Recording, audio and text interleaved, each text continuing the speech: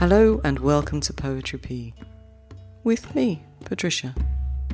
And today I'm going to read you some Haibun, in honour of our Haibun submission period coming to an end. Although if you're listening to this episode on the day of publication, you still have time to submit. What are you waiting for? And if you're thinking, hang on, what on earth are Haibun? Don't panic. I'll pop a few helpful links in the show notes to episodes I've made that will gently steer you in the right direction. Now, the pieces I'm about to read all have something in common. I'm not going to tell you what it is. What's the fun in that? Before I begin, I'd like to say a big thank you to Johnny Moran for editing the video prompt in March. Sterling work, as you'll hear soon. And to encourage you to support Lakshmi Iyer, our guest editor for April. Head over to the Poetry Pea YouTube channel and leave your poems in the comments under the video. If they're not there, Lakshmi can't read them, and that would never do. One last thing before we settle in for some poetry. There'll be some exciting news from Poetry Pea soon, and an opportunity you really won't want to miss. But, and this is important, if you're not a member of Poetry Pea or not on our mailing list, you won't receive the news and you won't be able to take part, because only members and people on the mailing list will have that opportunity. How do you become a member? You simply head over to our Buy Me a Coffee page and have a look at the offers. If you see a membership that suits you, but you'd prefer to pay by PayPal, just let me know. It can be arranged. And if you'd like to join the mailing list, that's as easy peasy. There's a sign up on the Poetry Pea website. Right then, earbuds in, let's enjoy some Haibun.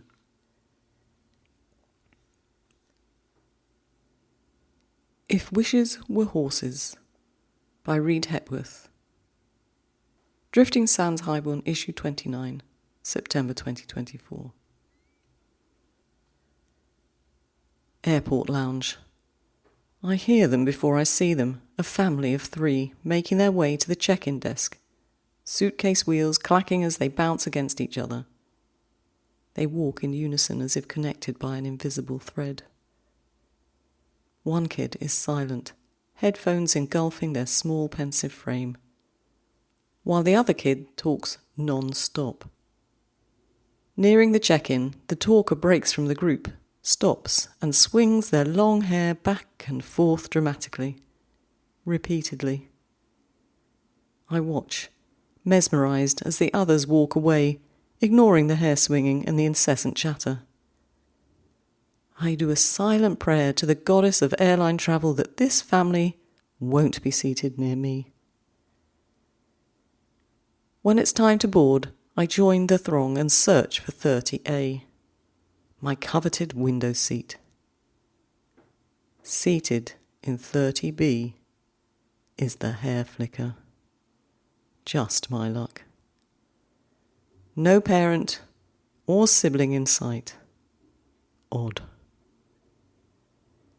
In the time it takes to stow my bag, I already know that this is the kids' first time flying, and they're nervous with a capital N. I reassure them that there is nothing to worry about and look around again to see if I can find the parent. Nope. I wonder if this seating fiasco was planned, or if there's been some cosmic mistake. I look at the British mystery that sits unopened on my lap, and I sigh. 1 hour into a 5-hour flight, and I feel like I know everything there is to know about this 12-year-old oversharer. This is when they choose to tell me that I have a lot of freckles, and my hair reminds me of their grandma's. Except grandma's hair is bright orange and mine is white. I guess that makes me the uncool one. I look out the window and silently curse my parents for teaching me to be polite. Sardine can. Oh, to be the one that got away. Sardine can. Oh, to be the one that got away. Reid Hepworth. Drifting Sands Haibun, issue 29. This next one is by me, and it was in Cattails, issue 252. It's called The Wailers. Driven by a blinding headache and severe hunger, I volunteered to go for a short walk to the baker's to get some breakfast for us. It's on the London Road, and it occurs to me as I walk that this stretch of road has never in my lifetime been free of dirt and grime. A place about which nobody cares. Stultifying heat. The overweight bulldog squirts out a turd. Stultifying heat. The overweight bulldog squirts out a turd. Finally, at the front of the queue, I get a panicky call from my sister. "You'd better get back. Mum's breathing has become very erratic," she tells me. "Okay," I reply, but my head is telling me that this does not compute. Mum was breathing just fine 10 minutes ago when I left. I order sausage rolls all round and head back to the hospital at a fair old clip. As I enter Mum's room, it's clear my sister is right. Mum's breathing is very uneven. Hopefully keeping the alarm from my voice, I tell her, "I'm back, Mum. Got some sausage rolls, even a vegan one for Nate. Didn't think you'd fancy one yet, but I can go back if you want." None of us has an appetite now. I put the bag of sausage rolls on the windowsill and return to my blue plastic chair with the loose screw. Yellow washed sky. Bars of redemption song come and go. Yellow washed sky. Bars of redemption song come and go. Silently, I count the length between breaths until I don't. Hotter than hell, the doctor's hacking cough cuts the silence. Hotter than hell, the doctor's hacking cough cuts the silence. The next one is A Loneliness Business, and Yet. And it's by Chen-ou from Contemporary Haibun online in April 2026. And there will be links in the show notes if you want to go and read them for yourself. A Loneliness Business, and Yet. Rage against the birthing of this darkness of gaslit words. I stop mid-sentence. The words harden on the screen. I let them sit while the night presses closer. Midnight moon. In snow-shrouded silence, the sound of keystrokes. Midnight moon. In snow-shrouded silence, the sound of keystrokes. I hit delete and take a deep breath.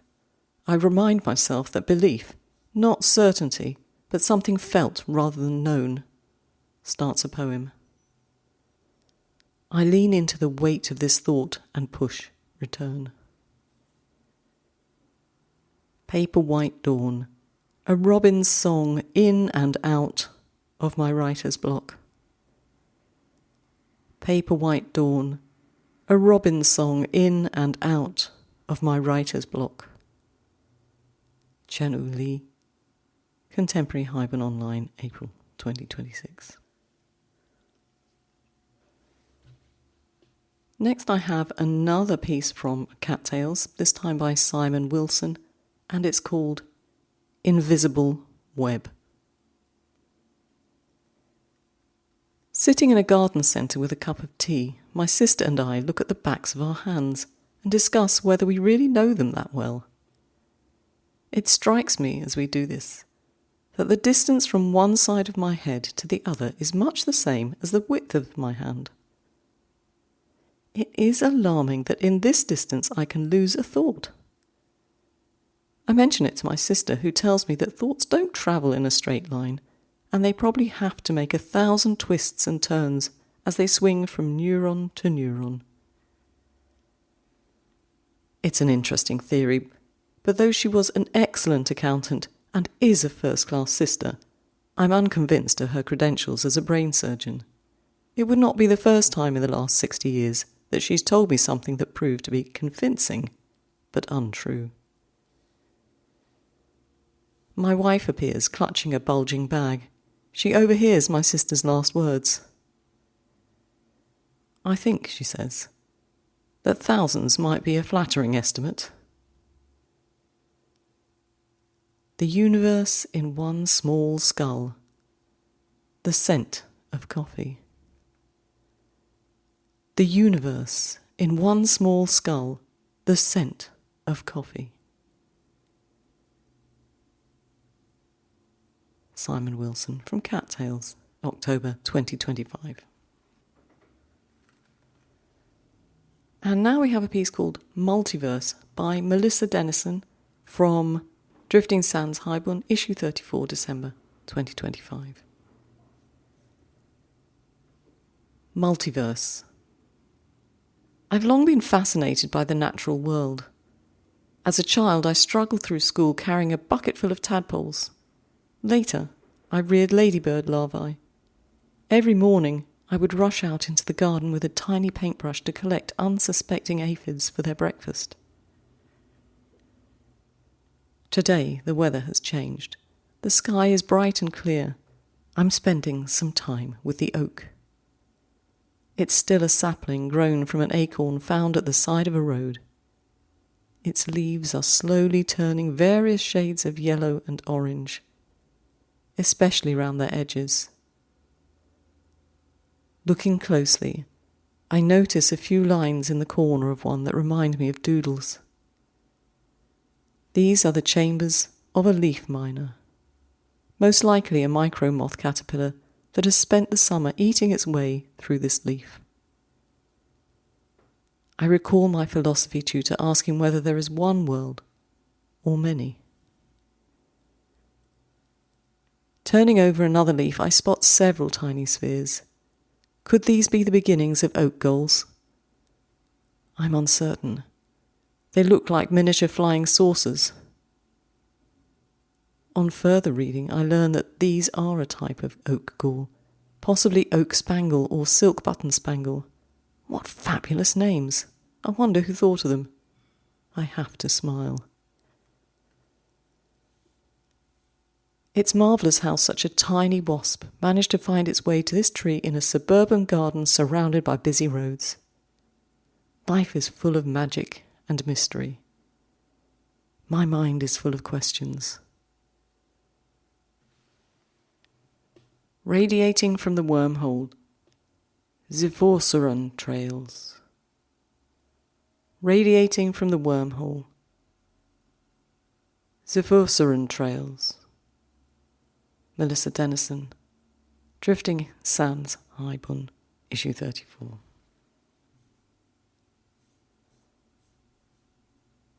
And now another one from Cattails in October 2025. It's called Memento and it's by Neena Singh. Memento. The first real downpour comes mid-afternoon. No thunder, no warning, just a sudden burst of rain that sends 2 squirrels darting up the pine tree. From the window, I watch puddles form along the garden path. Within minutes, a bevy of street children are out, barefoot, shrieking, arms flung wide to greet the rain. Their laughter brings back a monsoon afternoon from my childhood. The terrace overfilled with water, an upturned black umbrella that we fill with coloured glass marbles, a swirl that sends marbles flying in the water. We 5 friends scramble on hands and knees to hunt them, clothes soaked, hair dripping, muddy feet slipping. The sparkling glee of the victor who finds the most marbles. Papa's loud call beckons. Come down, you'll catch a cold. And I yell back, just 5 more minutes. Flickering light on the closed gate. A lone crow. Flickering light on the closed gate. A lone crow. Neena Singh. From Cattails, October 2025.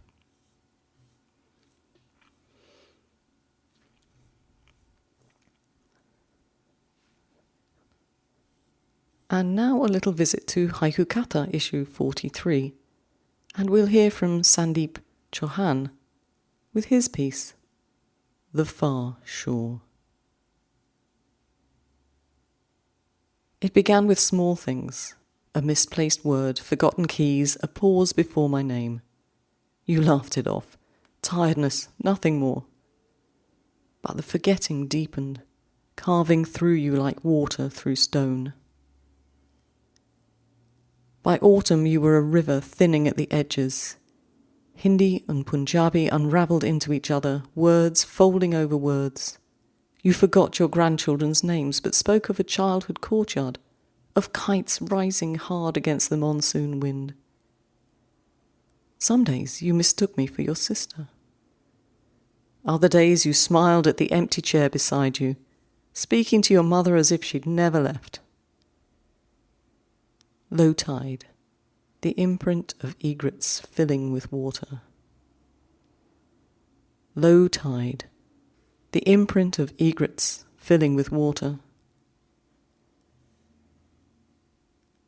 At the nursing home we sat near the window, where you pressed your palms against the glass, watching the world move beyond you. We brought your favourite dishes, lentil soup with cumin, warm rice pudding with saffron. But you only took a spoonful, tasting without swallowing, as if memory itself had become unfamiliar on your tongue. The broth cooled, rice congealing at the edges of the bowl. I held your hand, tracing the veins beneath your skin, blue, fragile, receding. The last time I visited, I brought along the scarf you'd left behind on your bed, burgundy with golden thread, and wrapped it round your shoulders. For a moment it felt like tucking a child into bed. Wind through cedars, a falcon vanishes into the white sky. Wind through cedars, a falcon vanishes into the white sky. Sandip Chauhan, haikuKATHA, issue 43.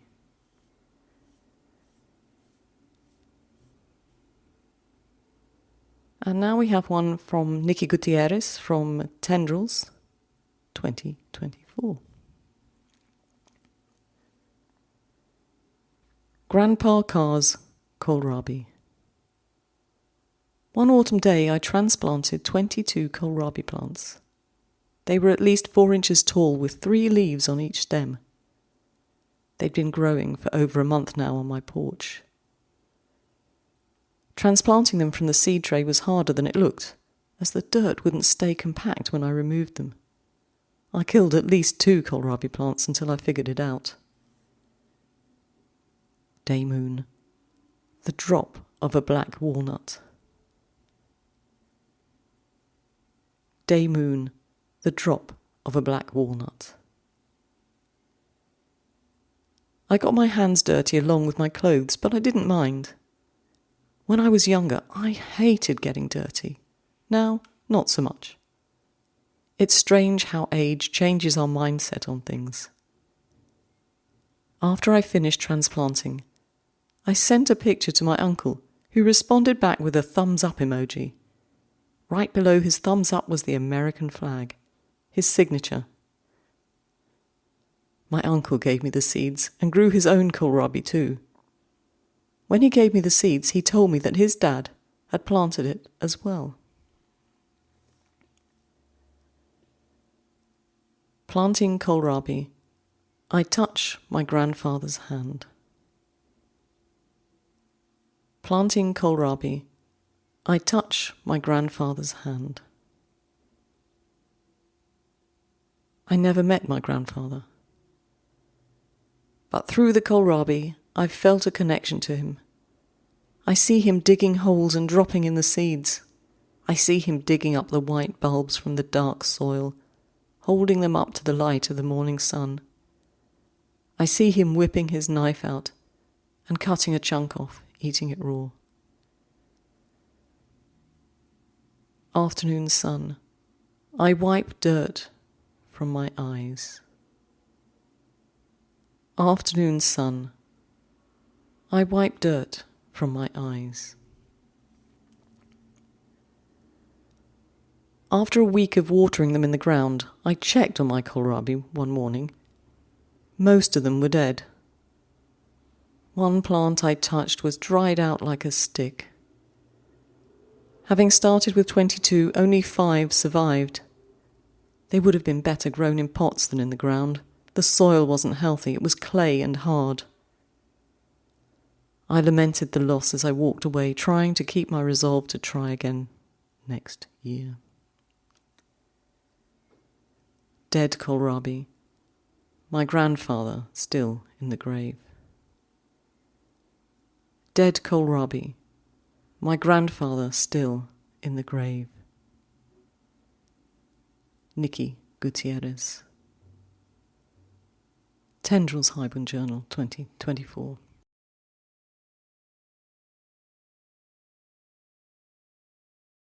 And now I'm going to give you another one of mine from the Wales Haiku Journal in winter 25-26. It's called Mauer Spechter. It takes an hour to drive what would normally be a 20-minute cab journey from Berlin-Tegel to my hotel. Even then, I don't quite make it. Traffic is making it near impossible for cars to manoeuvre Tauentzienstraße. Right before Christmas, a queue of Trabants travel from the east. Right before Christmas, a queue of Trabants travel from the east.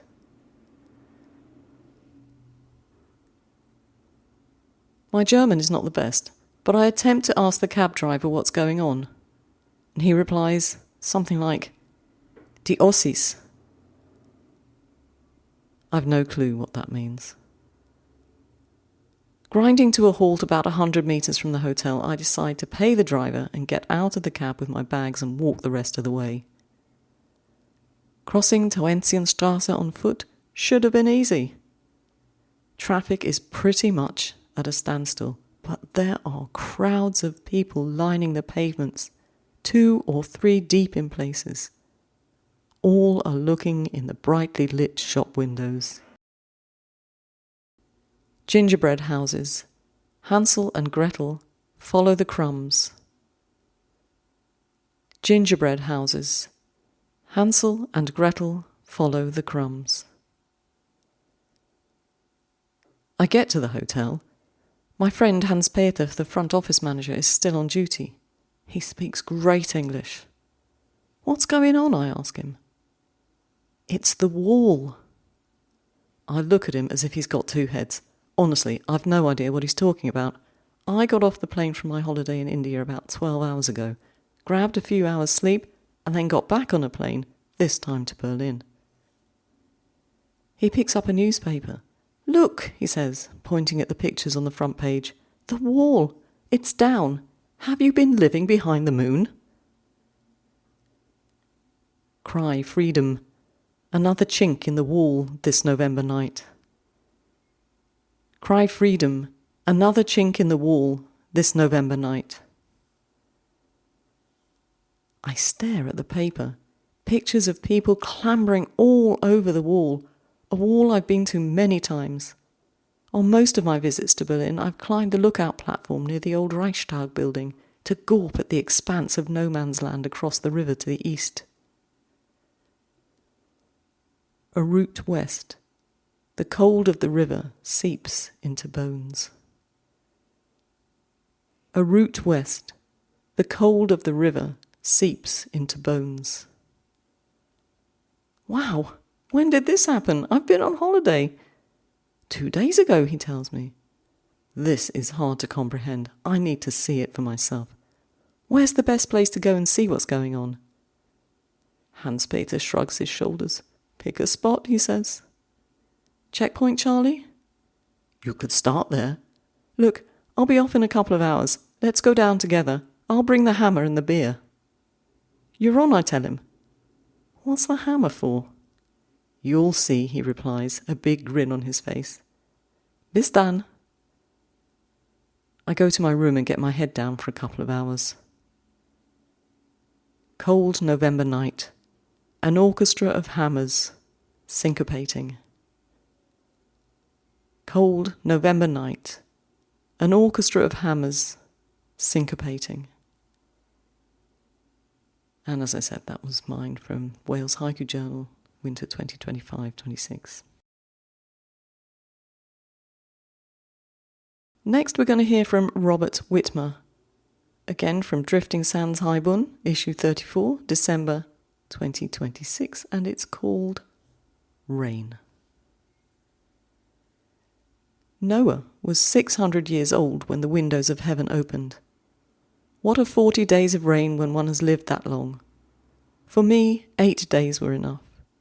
Cycling from Chicago to Clearwater, Florida, setting up my tent in the rain, packing it away in the rain, pushing slippery pedals through the rain, I was soaked to the bone. The rain had kissed me. It had sung to me. It had brought the very heavens down upon my head.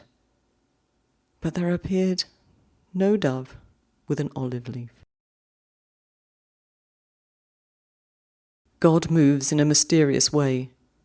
These words, composed by William Cowper shortly after a fateful fog had saved him from suicide by drowning, found their rhythm in a rainy night in Georgia. Along a puddled highway, in the flickering light of a small motel, where I stopped and requested a room, only to be told all the rooms were taken but one, which the kindly proprietor offered at half price, for there was a leak in the roof, somewhere over the bed.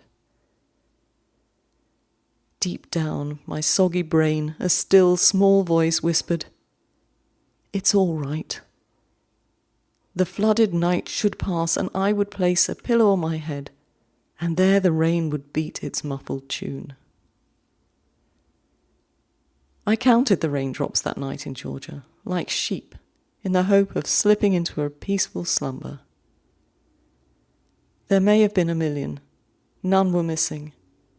Researchers at Oxford University have found that imagining a waterfall might work as well as sheep.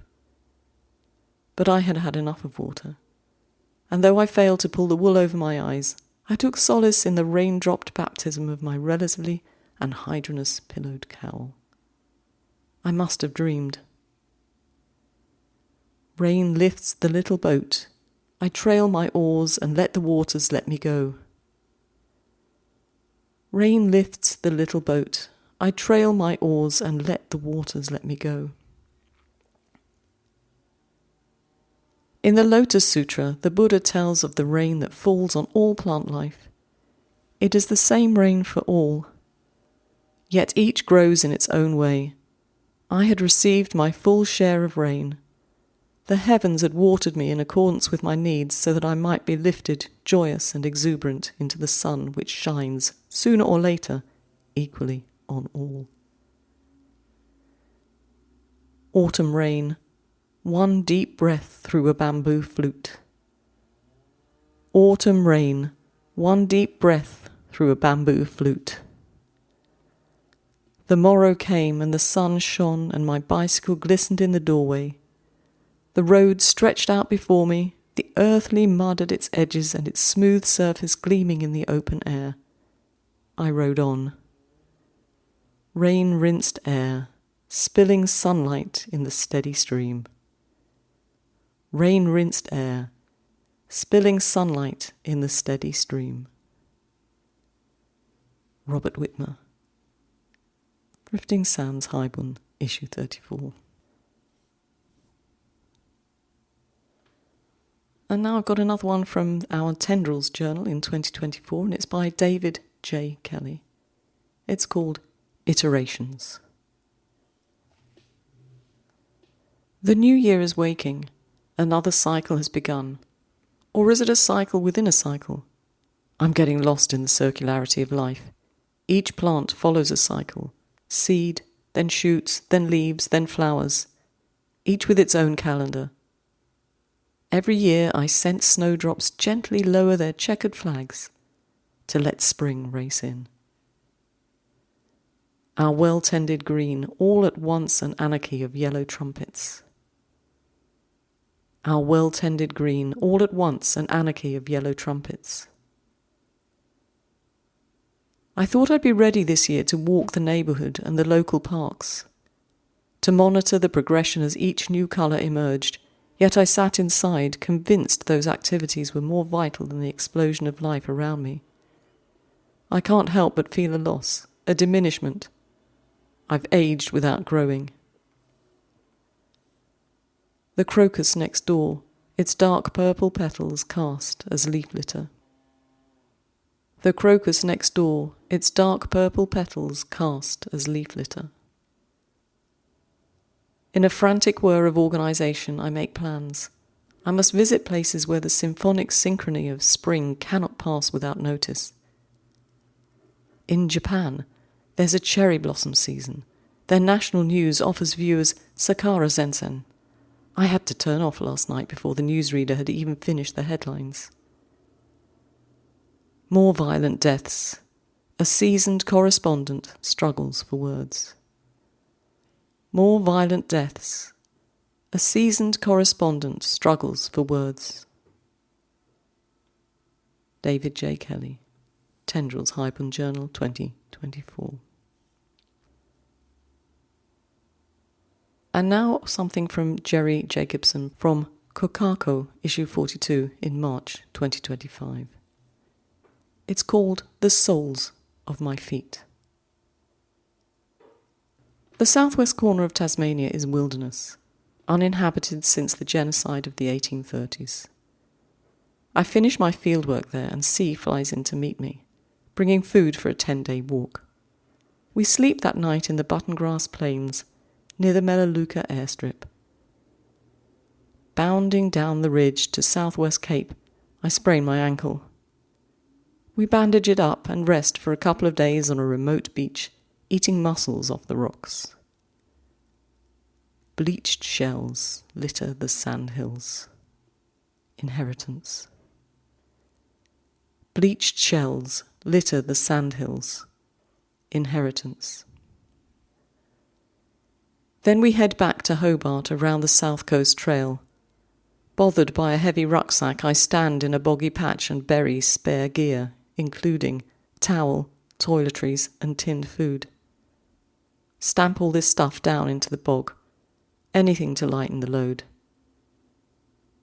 Limping out for another week gives me plantar fasciitis. I don't walk again for 6 months. Footprints of our first peoples fading away. Footprints of our first peoples fading away. Jerry Jacobson, haikuKATHA, issue 42, 2025. And our very last one is from Jill Mura, from Tendrils Haibun Journal 2025, and it is called Tides. It's a long swim to the island. Dad in his polka dot swim trunks. So embarrassing. I'm 13. I wear my team swimsuit. With Dad's coaching, I've become a distance swimmer. We're off, swimming underwater just above the darkness that sinks deep below us. Dad, his stroke half back and half crawl, spins through the water. I choose the breaststroke. Reach, pull and glide, until the world slides beneath me.